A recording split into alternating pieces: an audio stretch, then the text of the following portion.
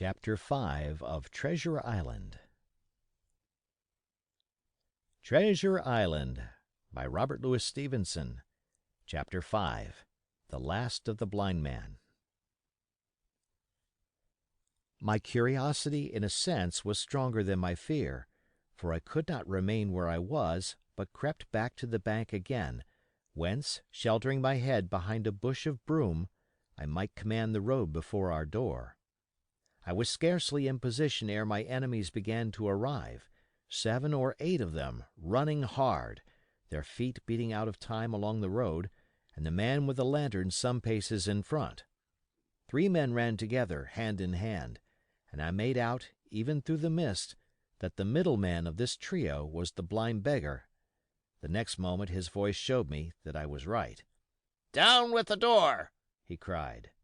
"Aye, aye, sir," answered 2 or 3, and a rush was made upon the Admiral Benbow, the lantern-bearer following, and then I could see them pause, and hear speeches passed in a lower key, as if they were surprised to find the door open. But the pause was brief, for the blind man again issued his commands. His voice sounded louder and higher, as if he were afire with eagerness and rage. "In! In! In!" he shouted, and cursed them for their delay. 4 or 5 of them obeyed at once, 2 remaining on the road with the formidable beggar. There was a pause, then a cry of surprise, and then a voice shouting from the house, "Bill's dead!" But the blind man swore at them again for their delay. "Search him, some of you shirking lubbers, and the rest of you aloft and get the chest!" he cried. I could hear their feet rattling up our old stairs, so that the house must have shook with it. Promptly afterwards, fresh sounds of astonishment arose. The window of the captain's room was thrown open with a slam and a jingle of broken glass, and a man leaned out into the moonlight, head and shoulders, and addressed the blind beggar on the road below him. "Pew!" he cried. "They've been before us. Someone's turned the chest out alow in the loft." "Is it there?" roared Pew. "The money's there." The blind man cursed the money. "Flint's fist, I mean!" he cried. "We don't see it here nohow," returned the man. "Here, you below there, is it on Bill?" cried the blind man again. At that another fellow, probably him who had remained below to search the captain's body, came to the door of the inn. "Bill's been overhauled already," said he. "Nothing left." "It's these people of the inn. It's that boy. I wish I had put his eyes out," cried the blind man, Pew. "They were here no time ago. They had the door bolted when I tried it. Scatter, lads, and find 'em." "Sure enough, they left their glim here," said the fellow from the window. "Scatter and find 'em. Rout the house out," reiterated Pew, striking with his stick upon the road. Then there followed a great to-do through all our old inn, heavy feet pounding to and fro, furniture thrown over, doors kicked in, until the very rocks re-echoed, and the men came out again, one after another on the road, and declared that we were nowhere to be found. And just then the same whistle that had alarmed my mother and myself over the dead captain's money was once more clearly audible through the night, but this time twice repeated.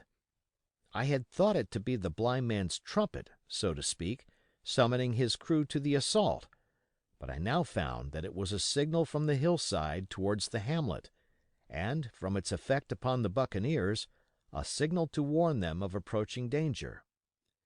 "There's Dirk again," said one. "Twice. We'll have to budge, mates." "Budge, you skulk!" cried Pew. "Dirk was a fool and a coward from the first. You wouldn't mind him. They must be close by, they can't be far. You have your hands on it. Scatter and look for them, dogs! Oh, shiver my soul!" he cried. "If I had eyes!" This appeal seemed to produce some effect, for 2 of the fellows began to look here and there among the lumber, but half-heartedly, I thought, and with half an eye to their own danger all the time, while the rest stood irresolute on the road. You have your hands on thousands, you fools, and you hang a leg. You'd be as rich as kings if you could find it, and you know it's here, and you stand there skulking. There wasn't one of you dared face Bill, and I did it, a blind man. And I'm to lose my chance for you. I'm to be a poor crawling beggar sponging for rum when I might be rolling in a coach. If you had the pluck of a weevil and a biscuit, you would catch them still. Hang it, Pew, we've got the doubloons, grumbled one. They might have hid the blessed thing, said another. Take the Georges, Pew, and don't stand here squalling. Squalling was the word for it. Pew's anger rose so high at these objections, till at last, his passion completely taking the upper hand, he struck at them right and left in his blindness, and his stick sounded heavily on more than one. Those, in their turn, cursed back at the blind miscreant, threatened him in horrid terms, and tried in vain to catch the stick and wrest it from his grasp. This quarrel was the saving of us, for, while it was still raging, another sound came from the top of the hill on the side of the hamlet, the tramp of horses galloping.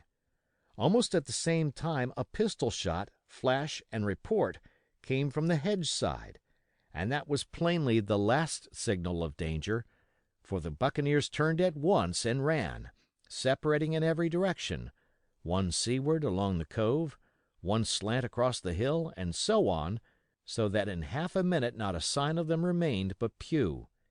Him they had deserted, whether in sheer panic or out of revenge for his ill words and blows, I know not, but there he remained behind, tapping up and down the road in a frenzy, and groping and calling for his comrades. Finally he took the wrong turn, and ran a few steps past me towards the hamlet, crying, "Johnny, Black Dog, Dirk," and other names. "You won't leave old Pew, mates, not old Pew." Just then the noise of horses topped the rise, and 4 or 5 riders came in sight in the moonlight, and swept at full gallop down the slope. At this Pew saw his error, turned with a scream, and ran straight for the ditch, into which he rolled. But he was on his feet again in a second, and made another dash, now utterly bewildered, right under the nearest of the coming horses. The rider tried to save him, but in vain. Down went Pew with a cry that rang high into the night, and the 4 hoofs trampled and spurned him and passed by. He fell on his side, then gently collapsed upon his face, and moved no more. I leaped to my feet and hailed the riders.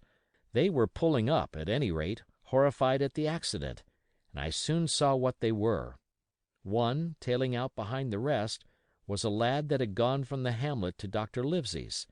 The rest were revenue officers, whom he had met by the way, and with whom he had had the intelligence to return at once. Some news of the lugger in Kit's Hole had found its way to Supervisor Dance, and set him forth that night in our direction, and to that circumstance my mother and I owed our preservation from death. Pew was dead, stone dead. As for my mother, when we had carried her up to the hamlet, a little cold water and salts, and that soon brought her back again, and she was none the worse for her terror, though she continued to deplore the balance of the money. In the meantime the supervisor rode on, as fast as he could, to Kit's Hole, but his men had to dismount and grope down the dingle, leading, and sometimes supporting, their horses, and in continual fear of ambushes. So it was no great matter for surprise that when they got down to the hole the lugger was already under way, though still close in. He hailed her. A voice replied, telling him to keep out of the moonlight, or he would get some lead in him, and at the same time a bullet whistled close by his arm. Soon after, the lugger doubled the point and disappeared. Mr. Dance stood there, as he said, like a fish out of water, and all he could do was to dispatch a man to B to warn the cutter. "And that," said he, "is just about as good as nothing. They've got off clean, and there's an end. Only," he added, "I'm glad I trod on Master Pew's corns," for by this time he had heard my story. I went back with him to the Admiral Benbow, and you cannot imagine a house in such a state of smash. The very clock had been thrown down by these fellows in their furious hunt after my mother and myself, and though nothing had actually been taken away except the captain's money-bag and a little silver from the till, I could see at once that we were ruined. Mr. Dance could make nothing of the scene. "They got the money, you say? Well then, Hawkins, what in fortune were they after? More money, I suppose?" "No, sir, not money, I think," replied I. "In fact, sir, I believe I have the thing in my breast pocket, and to tell you the truth, I should like to get it put in safety." "To be sure, boy, quite right," said he. "I'll take it, if you like." "I thought perhaps Dr. Livesey—" I began. "Perfectly right," he interrupted, very cheerily. "Perfectly right. A gentleman and a magistrate. And now I come to think of it, I might as well ride round there myself and report to him or squire. Master Pugh's dead, when all's done. Not that I regret it, but he's dead, you see, and people will make it out against an officer of His Majesty's revenue, if make it out they can. Now, I'll tell you, Hawkins, if you like, I'll take you along." I thanked him heartily for the offer, and we walked back to the hamlet where the horses were. By the time I had told my mother of my purpose, they were all in the saddle. "Dogger," said Mr. Dance, "you have a good horse. Take up this lad behind you." As soon as I was mounted, holding on to Dogger's belt, the supervisor gave the word, and the party struck out at a bouncing trot on the road to Dr. Livesey's house. End of chapter.